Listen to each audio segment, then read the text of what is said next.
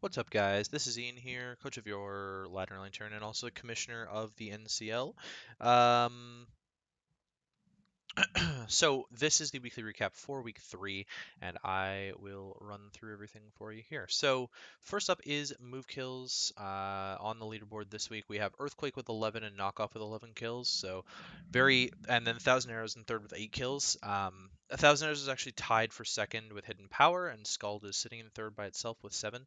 But it seems to be a very physically biased metagame that we're seeing this season, which is very different from the specially biased metagame that we saw the last 2 seasons with Ice Beam and Thunderbolt picking up top kills both seasons. There are 80 unique Z-move kills, or sorry, 80 unique regular kills, not Z-move kills. Wow. Notable kills that got notable moves that got kills this week are Zen Headbutt, um, Bulldoze, Black Hole Eclipse got a kill this week. Shadowbone got a kill this week. I think Ice Punch got a kill this week. I'm not entirely sure on that, but yeah. So some relatively notable move kills this week. There were a couple moves that like jumped up the standings. Bullet Punch just soared through the standings. Stealth Rocks is still way up there. I don't know how, but it is. And then 5 unique Z move kills have kills this season. Supersonic Sky Strike has 2. Savage Spinout, Bloom Doom, Tectonic Rage, and Black Hole Eclipse all have 1. In terms of your kill leaders, Latias is solely in first now, zooming up from 0 kills to 6 after its 6-0 ace with HP Bug. Volcarona sits there with 5 kills in second place, although it's in a tie for the real second place in differential with Conkelder, Mega Absol, and Zygarde 10%, all of them being 5 and 1 with a +4 differential. I don't know why the sheet isn't sorting properly.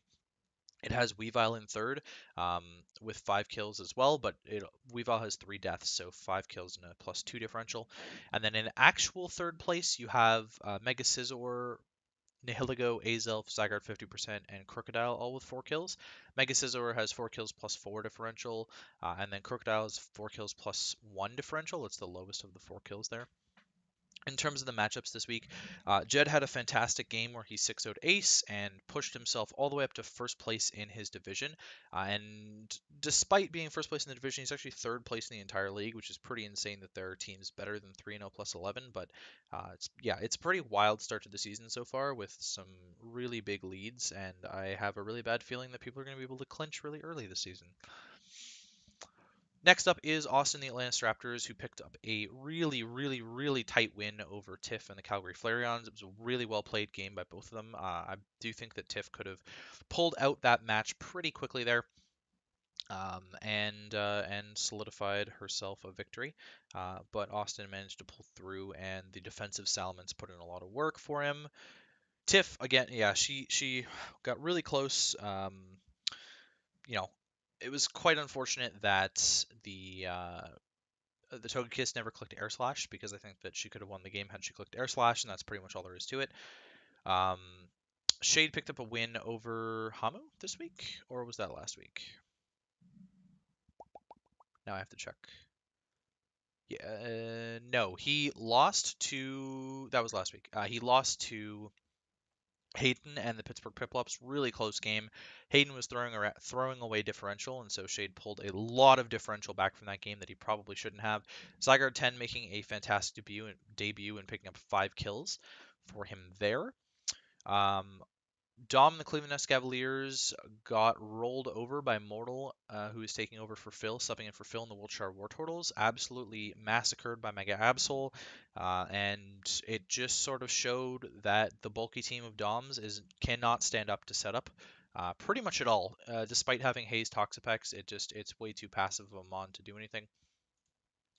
Jamesy and the Crystal Palkia picked up a very tight 1-0 victory over myself and the Lantern. It was a very, very, very close game, and Jamesy made a lot of good plays and had really good prep, especially with the Will-O-Wisp Gardevoir, Mega Gardevoir. Um, Matt and the Green Bay Glass Pods took a very close loss to Ben and the Tampa Bay Weasels. Again, another 1-0. So I think that was four or five 1-0 games. Four, 1, 2, 3. Yeah, 4 1-0 games. Really, really, really close games this week. So lots of game of the weeks. If I had to pick, if I had to pick one, I probably couldn't. Yeah, really tight game against Ben. Hamu in the Helsinki Heat got pretty much smashed by Cade and the LA Latios.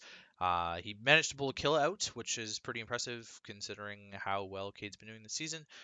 and managed not to get 6-0'd like Ace did. So that's really strong for him going down the line. Pulling that differential back is actually pretty clutch because it means that he's not in last place, which is fairly beneficial. Means that he's probably going to be in the race a little bit longer still. And with his new trades, hopefully he can pull some games out here. Cade and the LA Eladios smashed through Hamu and the Helsinki Heat. It wasn't really a close match pretty much at all, and Rotom Heat ended up dying pretty early on to a Spec Zapdos. Cade is actually second in his conference, which means there's a team better than 3-0 plus 13, which is also mind-blowing. And Cade has been having a very strong start to the season, and hopefully he'll keep it up. Myself, I picked up a very close loss to Jamesy. I thought that I had planned out my strategy very well, and it turned out that Will-O-Wisp Mega Gardevoir came. I still could have won the game if I had a crit or had I not misplayed. I found another part earlier in the game where I'd misplayed with my Whimsicott around the Araquanid, and instead of just going for damage, I ended up switching into things that made no sense. So, yeah, unfortunate game, but you live and you learn, and Jamesy played really well. Hayden and the Pittsburgh Piplups picked up a big win over Shade and the Calgary Talonflames. He's been having a lot of close victories this season. I think 2 over Dom. He'd lost 1-0 to Jed, and then he won 1-0 against Shade. Not much more to say about that. Hayden's been playing strong, but he hasn't been playing to the best of his ability. I don't think he threw away 2 or 3 differential points against Shade for no reason, which was a little bit disappointing to see, honestly, considering how lopsided that match looked early on. Magic got absolutely smashed by Jay, and a 6-0 victory for Jay with Toxic Stall, essentially, against Magic's offensive team. Jay's team seems to be able to grab momentum and hold the game in place tempo-wise for him. And so that's a very scary team. I'm glad that I don't have to face it this season. Ben picks up a 1-0 win over Matt.